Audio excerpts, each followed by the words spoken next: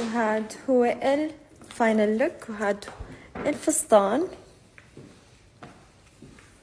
كيف شو رأيكم؟ بس معه هذا الهيلز هيك صندل سيلفر مع الشنطة، وبس الحلق، خاتم. الساعة نسيت الساعة، ساعة وبلا اسوارة. اوكي يا جماعة، بتمحوا اللوك من ذاكرتكم، لانه طلع الايفنت اللي رايحين له ما في داعي نلبس هذا اللبس. والحمد لله غيث حبيبي خبرني هاي المعلومة، ودقيت لسارة وأصالة قلت لهم شو لابسين؟ قالوا لي كثير كاجوال، يعني انه جينز وانه قميص، يعني انه ما مو اوفر كاجوال بس انه سمارت كاجوال. فغيرنا اللبسة.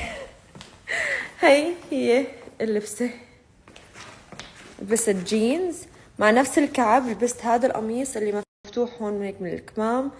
اوكي ادجي هيك غريبة. اوكي ويلا غيث ناطرني تحت لانه راح ينتحر وبس. والله لا هذا مو كعب عرسي، لابسه كعب تاني بيشبهه، بس كان بودي البس كعب عرسي بس كثير بوجعني اجري. اوكي اتس فاين. حلو بس عادي يعني، هلا بما انه